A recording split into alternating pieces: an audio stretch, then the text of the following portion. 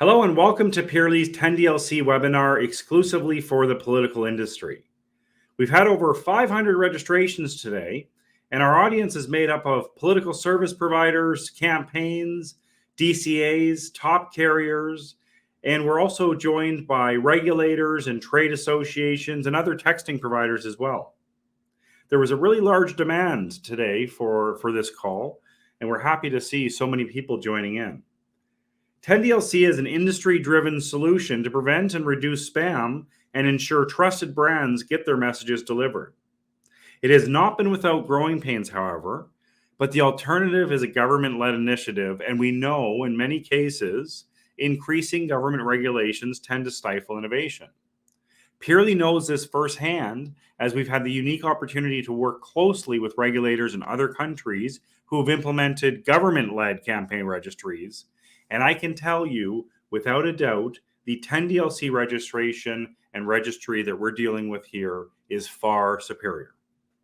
The carriers, DCAs, and campaign registry, the vetting organizations like Campaign Verify and Ageis Mobile, they've really engaged the political community, and they've implemented recommendations to help streamline the process. And we really do appreciate this. Now, I want to thank our panelists for being with us today. We literally have assembled, you're not going to get better than the group of people that we've assembled in terms of experts. We have assembled the top experts on 10DLC for you to go through some of these updates and some of these adjustments and changes that are underway right now. And I would like to just take a moment and introduce them. And at the same time, just want to make sure that everybody knows that we're going to move through this as fast as possible today, because we have a lot of people that's registered for this event. There was a very large demand for the event. Over 500 people is registered. So we do anticipate a lot of people being on the call. We also realize that you guys are busy and you don't want to sit through a lengthy, boring PowerPoint. So we will make sure that this is not going to be a lengthy, boring PowerPoint. We're going to move through this very quickly, give everyone a chance to do some Q&A, and then we'll get you back onto your day. So starting off, of course, I'm Josh. I'm with Peerley. We also have our Vice President, Dan Aquila, on the line. And we have Stefan Helia, our Vice President of Business Development and Strategic Partnerships for the Campaign Registry. Stefan has been an absolute amazing resource during this 10DLC rollout process. And he is obviously very busy, but has taken a tremendous amount of time to spend with the political industry and really getting to know and understand the unique challenges that we have in our industry, and then from there working to help tailor some of the solutions at the Campaign Registry. And he's also been very generous with his time, and he's joined us on multiple events with the industry in the past. So we appreciate you being here, Stefan. We also have Anna Quint on the line, and much like she's the executive director of Campaign Verify, and Campaign Verify is an official vetting partner of the Campaign Registry. And Anna, much like Stefan, has been very, very helpful throughout this process. The Campaign Verify has worked very hard to really pull in ideas and suggestions from the community and implement them. As a matter of fact, they actually have an advisory board that Peerley participates in. And, it's an opportunity to really kind of bring some of our audience's concerns directly to them, and then look to see if there's ways to come up with solutions to streamline some of those processes. And I can tell you that they've been very successful doing that, and they have actually taken that time, and they have implemented quite a few of those, as well as Anna and her team has always been very available for everybody. And we really appreciate that, Anna. So thank you for joining us. If you have been a part of our past industry events, you will recognize John Tooley, COO of Ageis Mobile. John has taken the time, participated in a number of events before. John is an absolute wealth of information. We always appreciate having you on, John. There's always lots of questions that fit very uniquely for you, and that we're always happy at that point in time to be able to get you on and to answer them and take some of the pressure off of us. But we do appreciate the time that you always lend to us, and the political industry does appreciate that as well. Of course, Ageis Mobile is also an official vetting partner of the Campaign Registry. And then Stephanie. Everybody probably knows Stephanie. Everybody knows Stephanie in the industry. Stephanie Lashley is the Senior Director of Product Management at Bandwidth. And Stephanie knows everyone, has been around for a long time. She has participated in a number of our events in the past, and we really appreciate you always jumping in and lending some of your expertise to the political industry. Also, we always love to hear what Bandwidth is up to, and we've enjoyed kind of hearing how Bandwidth has attacked the kind of 10DLC rollout as well. So Stephanie, as always, it's a pleasure. Thank you for being here. And then, of course, we have Brian Jones Lancy from Sinch. He is the U.S. Messaging Compliance Manager of Sinch. And we're very happy to have you, Brian, on the event today. Brian has literally wrote the book or wrote the pages on a number of the things we're going to be talking about today. So he is an expert when it comes to U.S. messaging compliance, and we really appreciate having you there, and also hearing what's kind of going on in Sinch's view on things, because we know that Sinch is such a massive player in the domestic and international markets. So, of course, thank you guys so much, and we promise to be very efficient with everybody's time today. As I said, we're going to move through this very, very quickly. Just as a quick example in terms of our agenda, we're going to cover the deadline that's coming up on June 1st. Of course, the T-Mobile and AT&T surcharges that are going to affect for unregistered messages. That's a big one, because that's the first real major thing that's happened in a while. Also, aggregators rejecting and blocking unregistered messages. We're going to get into this. There is some very important registration requirements and some little updates that Dan's going to also take us through on that.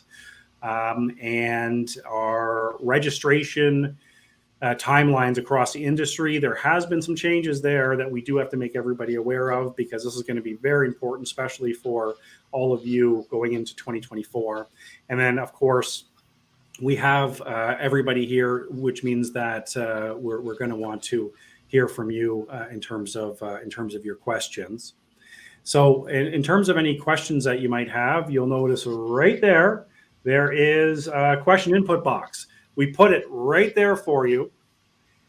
So anything we talk about throughout this event that you need clarification on, you can just type up a message. If you have a question for one of our panelists, type up your question, and we'll read it live for you. And if by chance we're unable to get to your question, we'll have your email address, so we'll be able to get back to you. I mean, we do anticipate quite a few, because there is a lot of people on the event today. So starting us right off, I am going to introduce Stefan. Of course, Stefan, like I said, Vice President of the Campaign Registry. I'm sure everybody knows Stefan. But Stefan, I do appreciate you jumping on the event with us today. I know our audience does as well. And you're dealing with there's a lot of experts that are tuning in tonight. Like, there's people that could be on our panel tonight. Like, there is a lot of experts. However, there are a number of people that are still new to 10DLC. So in that respect, maybe you can just give us a brief overview of 10DLC, as well as anything happening over at the Campaign Registry. Sure. Hopefully you can hear me okay? Yes. Oh, excellent. Especially Brian. I want Brian to hear me okay, because he's hard of hearing sometimes. But moving forwards, 10DLC. So 10DLC came about originally because when people were using long codes to send P2P or A2P messaging over P2P binds, it was unsanctioned traffic by the carriers. Even though this is happening on quite a large scale, It didn't mean that it was actually approved messaging paths. And people fell into all kinds of issues with throughput. They'd have to get multiple numbers to bump up their throughput. They would have to rotate numbers if numbers were shut down. They would start to snowshoe to get around this. All kind of mechanisms and systems deployed to help people continue sending unsanctioned messaging. So because of the sheer volume and the size of this messaging space, the carriers decided that they wanted to sanction the space to actually properly support the messaging in this space, because there was obviously a lot of A2P messaging going over these unsanctioned pathways. And so they decided what they needed to do is to, like they have always done with shortcodes, they wanted to understand who it was that was running the messaging and what was it that they were. So the who and the what, the brand and the campaign the brand was running. Those two simple pieces of information on the face of it would allow them to actually understand what was being sent to their consumers, and to obviously support and ensure that that messaging that was warranted, was requested, was actually properly terminating to consumers.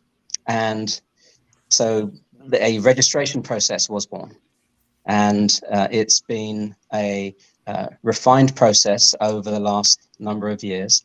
There's been various use cases that have come up, which have meant that we've had to change things, add things.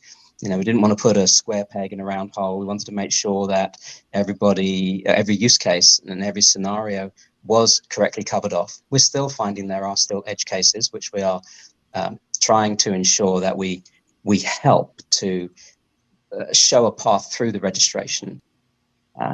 So with that, the registration process has had updates, quite a few updates, to ensure that we were really making sure that all of the various areas and all the various people with all the various use cases felt that they had a way to successfully register. So, and there's still a refinement process going on, but we're hoping that that is going to be reduced over time. So right now, with the latest things coming up, with this next election cycle, some of the things we're looking at are some of the local and state bodies which do not have an EIN, but are, because the local state doesn't require that EIN for them to register as a local PAC, and how those will register successfully. And that's one of the things we're working on right at this moment. Great. Thank you very much, Stefan. And of course, for anyone just joining us, welcome to the 10DLC webinar for the political industry. It's a large event today. We've had well over 500, almost 600 people registered for the event today.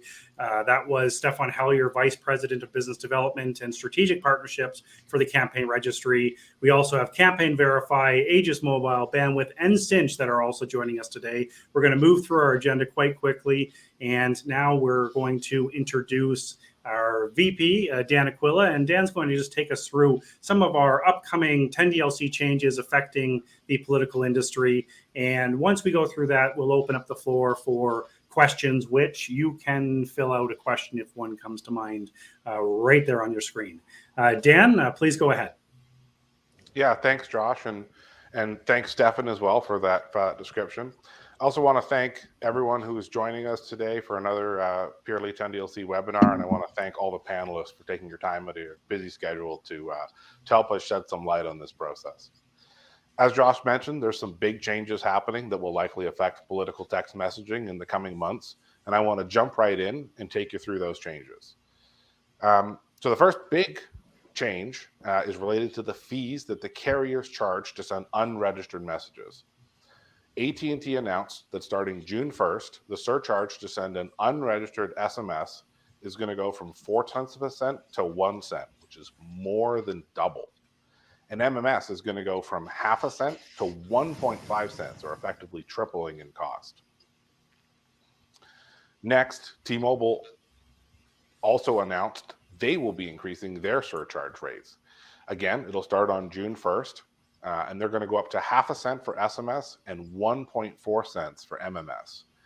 However, they're going to keep increasing these fees over the course of the next 6 months until they reach 0.8 of a cent for SMS and 1.7 cents for MMS. And keep in mind, these are surcharges, and they're in addition to your normal messaging rates that you're already paying. So this reflects about 150 to 200% increase in these per message fees for unregistered traffic. And I want to stress that fully registered messages remain unchanged. There's no added fees if you're fully registered. However, that's not all that's changing, that's coming down.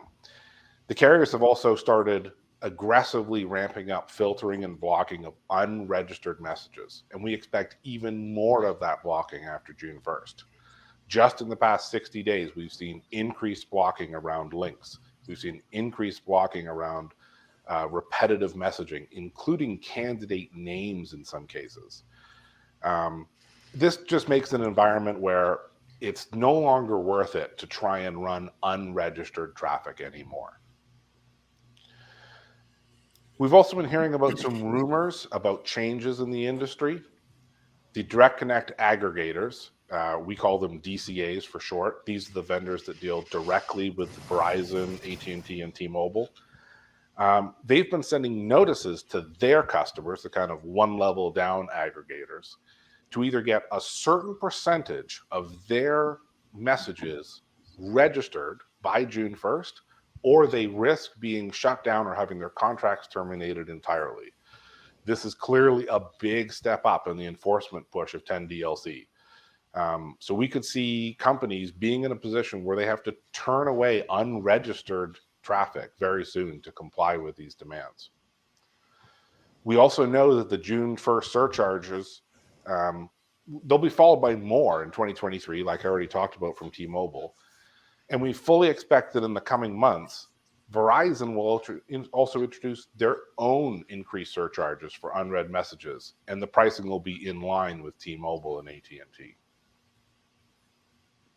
Just to kind of continue a little bit what Dan was mentioning, as he mentioned with Verizon, we really do feel that Verizon will follow suit with these increases in the immediate future, and that's going to kind of create that unification of a majority of the routes now over 10DLC will have these increases in place.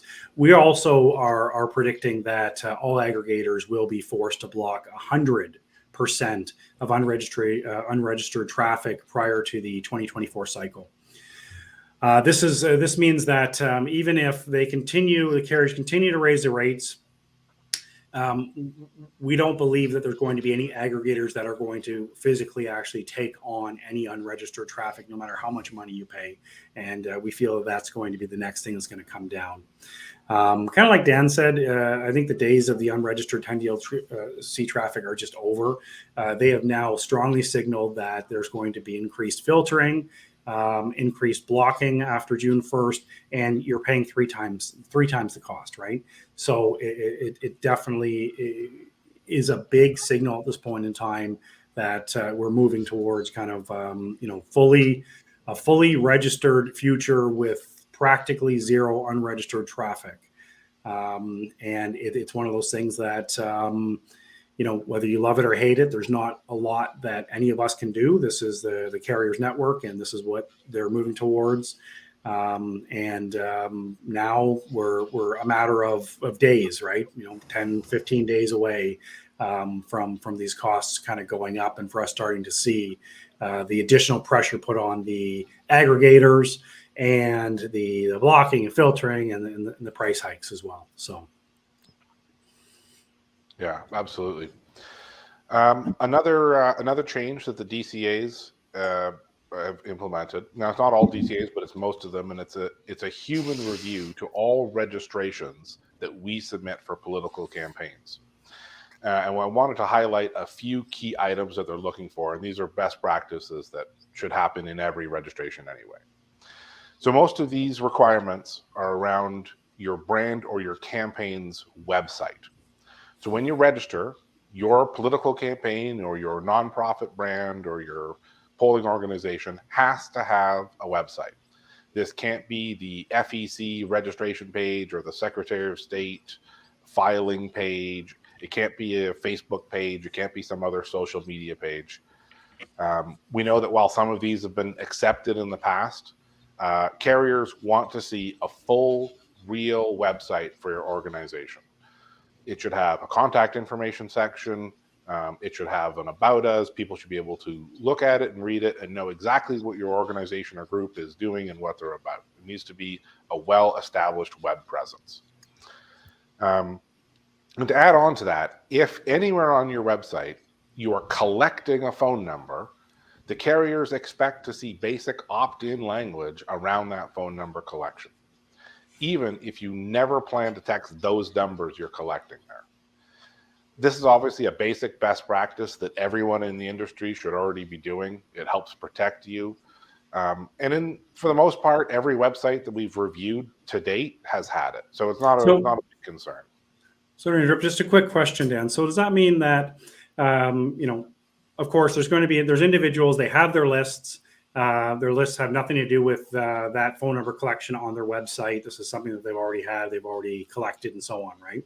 But if they have a phone number listed on their website form or on their call to action, there needs to be that direct opt-in. And if that's not there, then that could create that extra layer of issues, or it could be denied or something along those lines. So you're saying, regardless of whatever purpose, if you're collecting information on your website and you're providing your website and it matches your brand for registration, you better make sure that you have that opt-in, or you could end up getting, flagged or end up, getting denied. Does that kind of summarize that?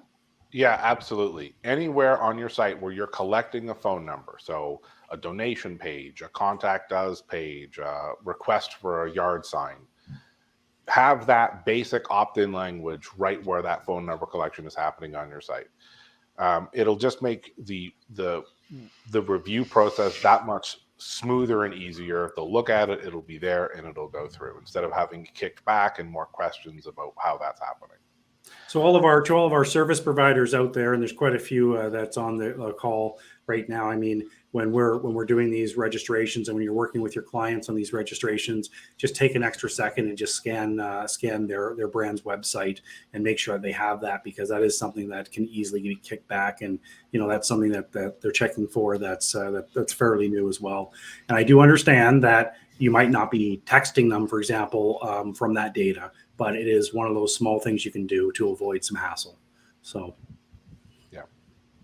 Additionally, in your website terms and conditions, you should also have language around how to opt out of text message, as well as the normal disclaimers around the volume and frequency of messages that you expect to send. If you need any examples of this, just reach out to us. We're happy to provide some to show you what you need with that respect. But this is an important point to have in there as well. And again, most that we've reviewed have already had it.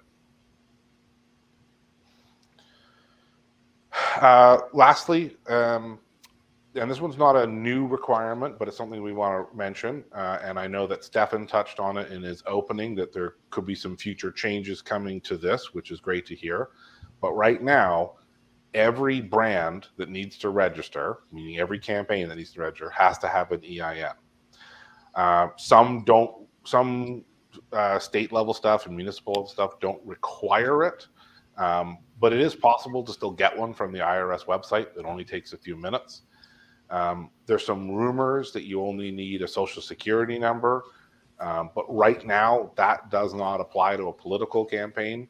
Because if you do register with an SSN, you don't get the special political classification that comes with it. That means a very small amount of messages and more scrutiny.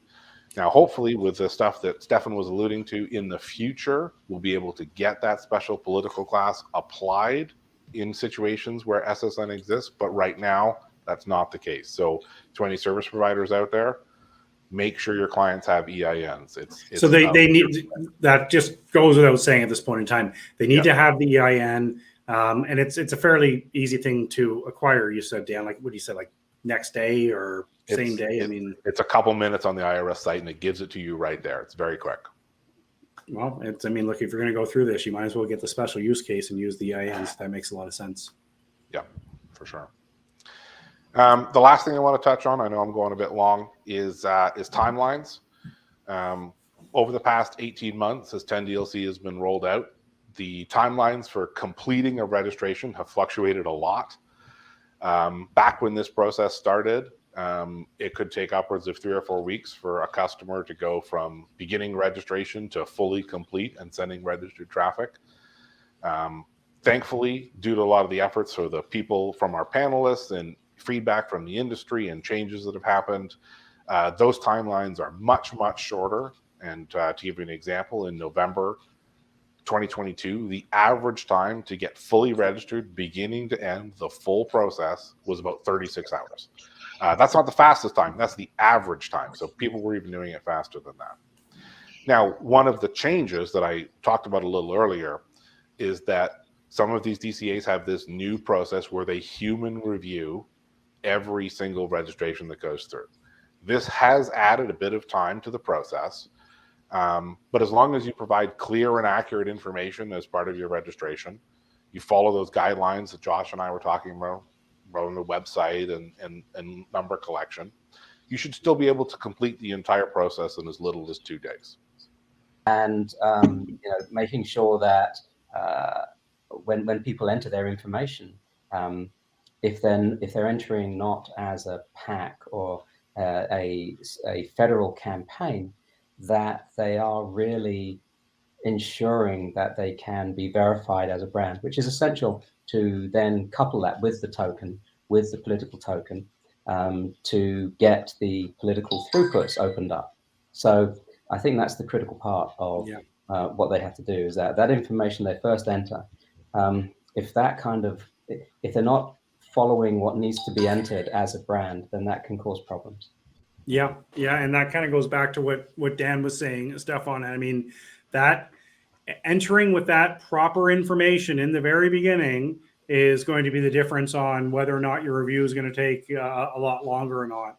And also, I mean, speaking of even the tokens and even the process last year, I mean, I'm very, very impressed with what Ageis Campaign Verify and Stefan, what you guys did over at Campaign Registry, because you guys took an impossible process and streamlined it and, proved that we could get that done very, very fast. And those improvements happen fast. So, good job there. I mean, we all made it through the cycle, right? And it was the first cycle that we made it through with some of these new regulations. So. And what I'll do right now is I'll do a really quick, just kind of a key point of takeaways, a bit of a recap before moving over to questions and answers. We covered a lot in a short period of time, but main things we really want you to take away from that kind of first little section was that June 1st, AT&T and T-Mobile, they are increasing their rates on unregistered traffic. It's getting to the point where it's just not going to be worth sending traffic at those levels where unregistered really needs to move over to registered traffic. So if you're one of the last holdouts, now is the time, because we're down to our last couple weeks, right? We know that there will be increased blocking and filtering of unregistered messages as well going forward. You got to make sure, like Stefan said, garbage in, garbage out. Make sure you have a real website that matches the brand. Make sure that when you're collecting phone number, you're displaying the required language. Something like this is just going to add unnecessary delays to you. And the current timeline that we want to start getting people's heads around to complete a registration is about 2 to 4 days. I'm not saying it's not possible for it to go faster, and I really hope that it does, but this is the information that we have. And since it's kind of out of our control, we want to make sure that we set the expectations for our clients as well as everyone throughout the industry there. And now, like to kind of move over to our question and answer. Like I said before, we assembled like literally the people that are in charge, the people that are doing this every single day to answer these questions for you. And, we have hundreds of people on the event today, which I'm happy to see. But if you have a question for Campaign Verify as a vetting partner, the Campaign Registry, Sinch, Stephanie over from Bandwidth, or John from Ageis Mobile, also a vetting partner, we're going to get that questions to you. And the questions are right there. And I'm going to introduce our question moderator, and he can read off our first question and our questions as they come in. Eric, please go ahead. Thanks, Josh. Up first, we have a question that was submitted by Evan. Evan asks, what is Campaign Verify, and why does it need to exist if the Campaign Registry exists? That's a good question. I'm going to pass this over to Anna. Anna, if you don't mind answering that question. Yeah, absolutely. So Campaign Verify is a nonpartisan nonprofit organization that specifically verifies the identity of political entities, including federal, state, and local campaigns. We only accept requests from 527 organizations registered with the FEC or a state or local election authority. So our purpose here is to prevent political spoofing and increase the campaign's ability to send messages to voters and supporters. We differ from the Campaign Registry because we are their vetting partner to verify the identity. So we verify the identity for the Campaign Registry. Great. Okay, appreciate that. Appreciate that, Anna. Eric, can you read us our next question? Of course. Up next, a question from Travis. Travis says, I already registered in 2020 and paid the $95. Is there anything new that we have to do? Maybe Anna, do you think you can field that one for us? Yeah, absolutely. So if you registered in 2020 and got a token back then, your token is expired. It expired on January 31st. So you will need to submit a new request to obtain a new token if you'd like to continue texting with that campaign. Okay, perfect. Makes sense. Eric, back to you. Up next, Jocelyn asks, we have some unions that need to register, but we have no idea how to do it, and Campaign Verify says they don't help unions. Okay, John from Ageis Mobile, do you mind answering that question? Sure. Typically, unions would come in as nonprofit organizations as opposed to political entities. Certain types of nonprofit organizations are allowed to do political messaging or politically related messaging within the definition of their 501 designation. So they really need to register as a nonprofit entity, and that's handled through the regular registration process through TCR, and the verification of those organizations is performed by in the background by the vetting that we do. That's great. Look, we have a lot of questions that are coming in, but we're getting through them really fast. If we're going too fast or you need us to re-clarify something, just put it back in the question and we'll go back through. But this is perfect because we are getting through these pretty quick. Eric, back to you. Up next, a question from John. John says, I've been told that we cannot use stop equals end for opt-out language now since it's spammy. I thought the point of registering was that we could send whatever we wanted. Why are we still restricted? Stephanie, do you want to weigh in on this? Yeah, I'd be happy to. I would say that the advice that we're giving our customers is to make sure that there are spaces between the words. So stop to end, all one word, is usually causing some scrutiny. So my advice would be separate the words so that it's a true keyword trigger, so that it's clear that end is the keyword that should be used to stop. Does that make sense? It actually does, and that's actually that's very, very helpful. That's perfect. Eric, back to you. Our next question is from Glenn. Glenn asks, we do nonpartisan polling and surveying. Will 10DLC slow down how fast we can send? Maybe if it's okay, I'm going to put this over to you, Stefan, to answer. Actually, that's probably more of a throughput question for one of the DCAs, because they would be best to answer that. So either Brian or Stephanie should probably answer that question. Okay, Brian, would you like to field the question just in terms of the throughput? This individual conducts polling.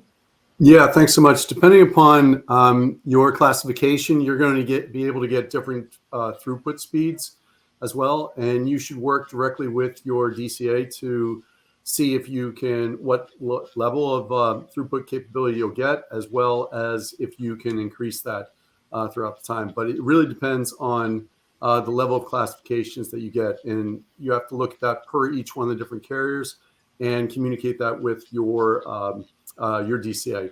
That throughput capability will be established when you register through TCR. What do we generally see in terms of that throughput, Brian or Dan? I mean, what would you assume you'd be at? I was actually just about to look up the chart on that. So give me a second. Okay. I'll give you the exact. Yeah, no, that's So I can give you some Okay. rough numbers. You know, if you have a high trust score for your kind of polling organization, you're probably around I think it's 200,000 messages a day with one of the vendors, but that's about a third. So about 500,000 to 600,000 messages a day if you have a high trust score.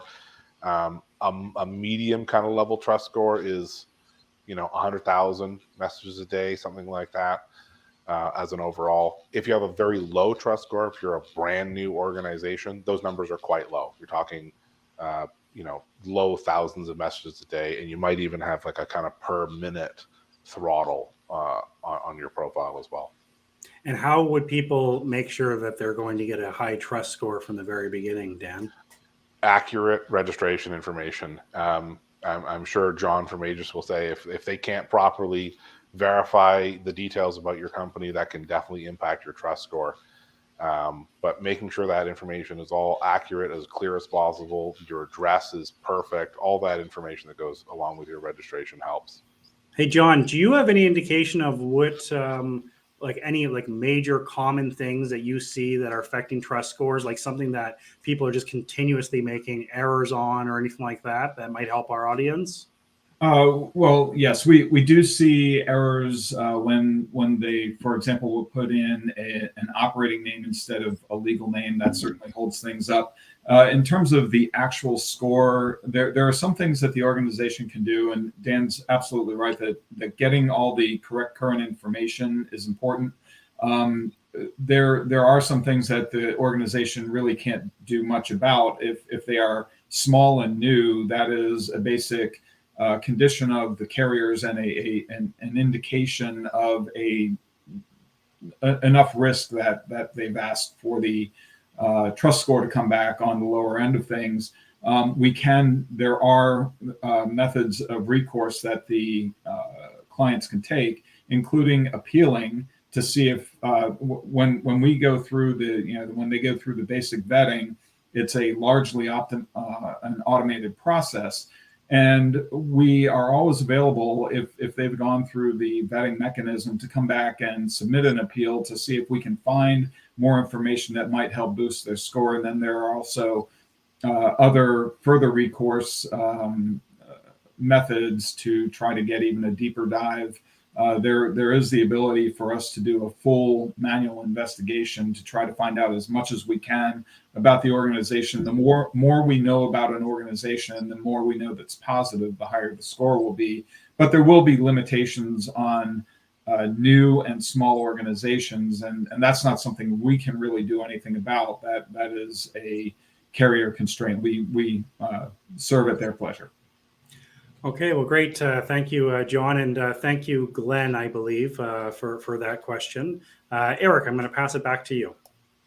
Up next, a question from Robert. Robert asks, or Robert says, we have been getting blocked a lot. The recent FCC NPRM says that carriers have to provide an easy way to get unjustly blocked traffic flowing again. What is that process? If I'm not mistaken, Brian, didn't you literally write a paper on this? I did, actually. Yeah, the NPRM states that the carriers are the entity that will have to specifically start blocking the traffic coming through. The carriers themselves and the FCC are working to identify exactly what does that look like and how it will be defined. For you, the individual who asked this question, specifically, you should work with your DCA. The process is, or SOP, typically is that the carrier will notify the DCA that there is some sort of a violation, typically a sub-zero violation. Sub-zero violations are around spam, fraud, adult solicitation, adult content, cannabis, disallowed content of the like. With that, they require that the campaign itself to be suspended immediately. Then typically there is an RCA, root cause analysis document, that has to be created, filled out, and completed, and then submitted by your DCA back to the carriers themselves. And then it is upon their decision whether they actually have the capability to, one, unsuspend the campaign, or two, decommission it overall altogether. If you're having challenges with getting anywhere in that process, reach out to your DCA and see if you can get greater clarity from them. They should be in direct communication with the carriers at that time to make sure that they do it.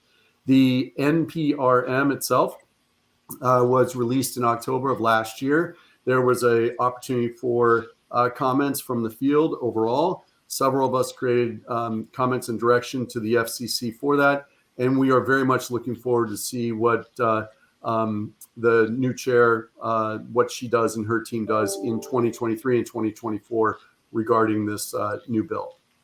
Great. Okay. Well, thank you, Brian, for that, and thank you, Robert, for the question. Eric, back to you. Up next, we have a question from Hannah. Hannah asks, doesn't Aegis also do political vetting? Why can't we use them? John, can we pass this over to you? Yes, we do. You're able to request a political verification through TCR to be performed by Aegis. So it is designed to be the same treatment that you would get going through Campaign Verify. We work to these goals. Very convenient. Thank you very much. Eric. Up next, a question from Juan, who asks, our firm is a political polling firm, and we're often getting our links blocked. Would registering solve that? Stephanie, would we be able to pass this over to you about this polling firm that's getting their links blocked? Maybe you can advise them. Yeah, I would say that without knowing specifically what the link looks like, registration overall should help. I would say that knowing who the sender is, sending compliant traffic will definitely help. I think understanding exactly what that link looks like might, help my answer a little bit. But I think overall, a good rule of thumb is to get your traffic registered. So it's like, and I'm sorry, we don't have any more information except for what they typed up. So if you want to clarify one, then go ahead. But let's just assume that, in terms of link, maybe, I don't know if it's a short link issue, but I mean, obviously we know, and correct me, Stephanie, free public short links are a big no-no. Right. These aren't links that aren't matching your brand are probably a bad idea as well. That's exactly right. Okay, so and Purely does have a short link, a non-public private short link, program and system built within our platform. It's been well tested and works well. If you are a client of ours, Juan, we suggest using that. You can also give us a shout, and we're happy to look at what's happening there. Eric, I'll pass it back to you. Up next, Rebecca asks, is Campaign Verify and Aegis Political only for federal campaigns? What should state-level campaigns do? Is it not required? If I could pass this over to Anna to answer, that would be helpful. Sure. So we do accept federal, and we also accept state, local, and even tribal campaigns. So it's a very similar registration process. Instead of submitting an FEC filing URL, you would use the URL from a state or local election authority website. So we have two forms. One is a federal form and one is a state local form. Okay, perfect. And our next question. Eve asks, during a campaign, C4s are sometimes created without a lot of lead time. When this happens, they get really low scores, but they are 100% political. Should they not just get treated like political?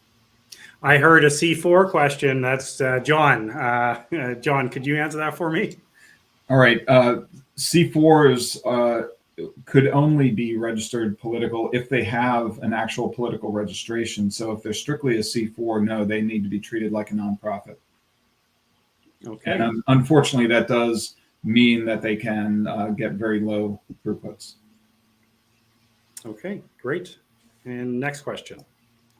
Up next, a question from Braden, who asks, for local and municipal elections where candidates may not have a campaign website, how will that affect 10DLC registrations? Will a candidate filing with the Secretary of State still be sufficient? Stefan, would you be able to field this question? I think that's actually going to be one for either John or Anna in terms of what data would be collected to be validated and verified. Okay, if John or Anna, I don't know if one of you want to jump in on that question there. Anna, would you like to lead on that one? Yeah, Okay. so in the past, we did not require a campaign website. I mean, we could accept Facebook. It wasn't a clear requirement for us. In that case, we would still accept like a local municipal election authority. However, with the new requirement for websites, that will need to get reevaluated, and it may likely reflect on our form very soon. Okay, great. Thank you. Back to you, Eric. Up next, a question from Ron. Ron says, are the long queue times for vetting new 10DLC registrations expected to ease soon? Stefan, would you like to start with that? Sure. So the queue times for the vetting process, the reason why they may not go through first time round is usually because there's been an error in the submission of the information. I think when we have done the identity check on brands and July, if I remember, Ageis in terms of processing has processed in one day around 37,000 brand checks. And so it's not a scalability issue there. It's usually if there's some errors in the information that's been submitted where we've had to return a unverified status. And so if we return an unverified status, obviously there we also indicate where potentially there's an error and try and work with the CSP to correct the information and have it resubmitted. Great. Thank you, Stefan. And back to you, Eric. Up next, a question from Katie. Katie asks, do all of these changes apply to nonprofits that only do PSA and charity use case texting, not political texting? Dan, can I throw this over to you? Yeah, sure. So yes, these changes do apply if you're doing non-political texting. If it's charity-related work, if it's advocacy-related work that's happening from a nonprofit, all the changes that we spoke of, the need of a website, need of an EIN, all still apply. You're going to go through a different process. You're not going to go through a political vetting process. You're going to go through a different one. But our team here can help you step through that, and it's just as easy as going through the political process. Great. Thank you. And back to you, Eric. Up next, Anthony asks, how do political 501c4s register? They can't get a CV token. TCR and or Ageis keep giving mine low trust scores even after I appeal. Okay, I'm going to pass this over to you, John, if you could field that question. John from Ageis. Sure. As we already discussed, if the organization is small and or new, it's going to get a low trust score, and that's per directive of the carriers. So the best thing that you can do, you register. You may want to go for an enhanced or an appeal or an enhanced vet. But there is going to be a limit to what we ourselves are able to do, and we have to live by the rules that we've been that are agreed by the carriers. Beyond that, the only thing that you can really do is submit a special business review, which falls outside of Ageis' purview. Here, I can add to that as well. Like we've been talking about this with a lot of our industry partners, and we kind of feel that political 501c4s are one of these edge cases that really hasn't been addressed by the carriers because they behave and act like a political campaign, but are also regulatorily treated like a 501c4. So there's expectations that they've been around for years, that they have this long history, when in fact they're, a reactionary 501c4 to a current advocacy issue that's happening in political space. So it's something that we've been talking with the carriers about, maybe carving out a separate designation for a specifically political oriented 501c4.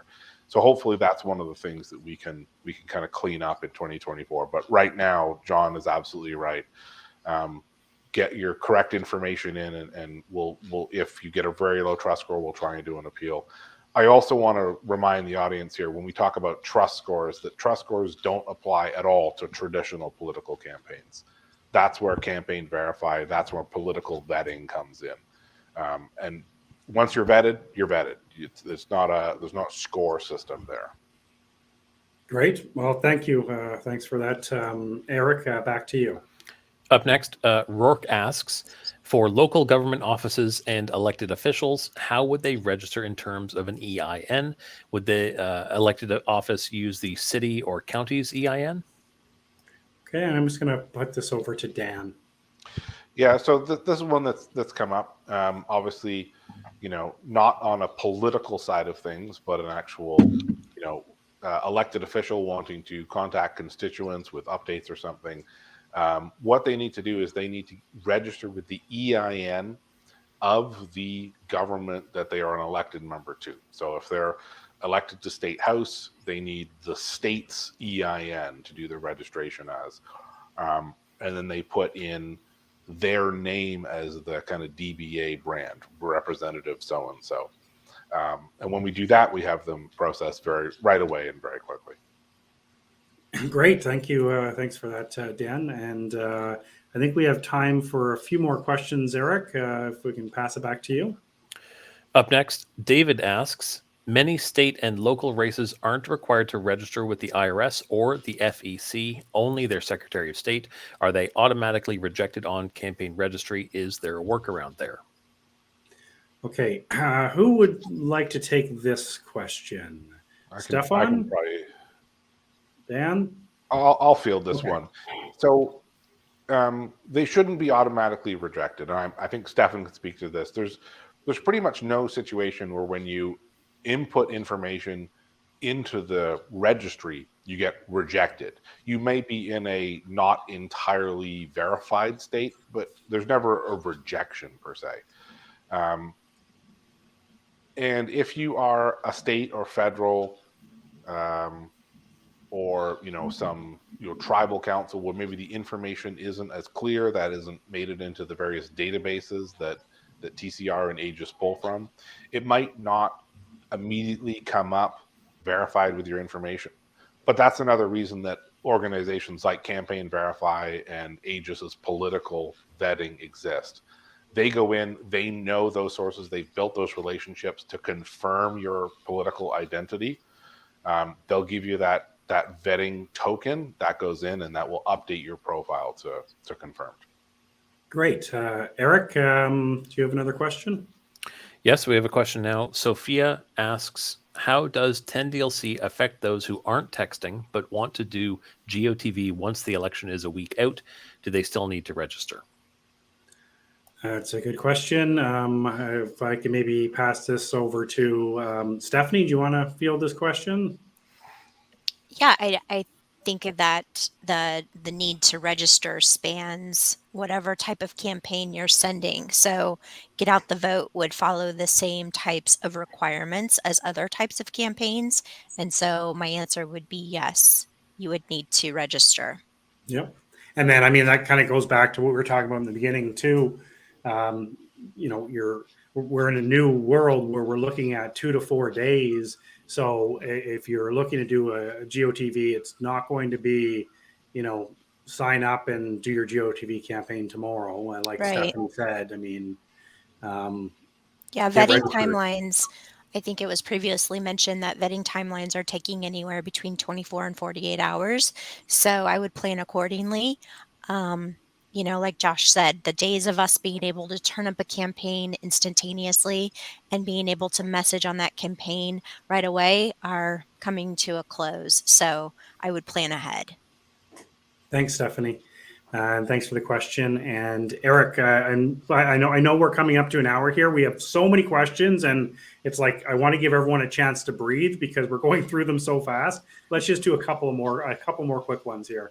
Eric, back to you. We have a question from Leslie. Leslie says, as a political market researcher, if we registered our brand in 2020, do we need to renew our registration yearly? Or is the one-time registration for our type of organization okay? Okay. I can Yeah, answer go for this it. one. So it depends how you've done your registration. If you've registered as your political polling entity, so you haven't done a normal political organization, but you've in fact done a business registration, that persists. You don't need to redo that every 2 years. If you have registered each of the customers you work for as their political entities, you've gone through and got CV tokens or Ageis vetting, political vetting for those will expire on those 2-year cycles, and you'll need to redo those. So it's a question of how you registered. Okay, great. And Eric? Up next, Emmanuel asks, adding to the previous question in regards to using websites, if a company is working with multiple candidates and needing to do P2P for all candidates, does the company website suffice, or do we need to use individual candidates' websites? Brian, could I pass this over to you?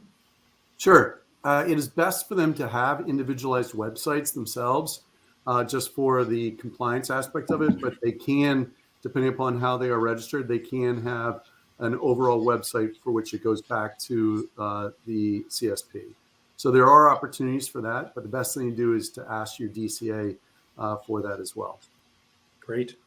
Well, just like that, guys, I have to stop because I want to respect everyone's time. There's obviously, certainly a demand for maybe getting back into a schedule of doing these or touching base every once in a while because we have so many people that's participated today. But we also know that you guys are very busy, so we made a promise. So we're gonna wrap this up. Just so everybody knows, if you have a question to do with 10DLC or something comes up, or you're in the process of registering, you can book a call right below. You can book a call with Purely. We'll get you one-on-one with a 10DLC expert. We have Hector and his entire team here that do nothing but work with our clients, providing white glove kind of 10DLC registrations. We also offer automated 10DLC registrations, and Purely does pay for a portion of your registration fees. I cannot thank our panelists enough, not only for kind of the contributions and the extra work and the time you guys have spent with the political industry. We know that 10DLC is not exclusively for the political industry, so we do appreciate all the extra time and focus that you guys have put into that. I want to thank Stefan Helyard from Campaign Registry. Thank you very much. Anna Quint from Campaign Verify.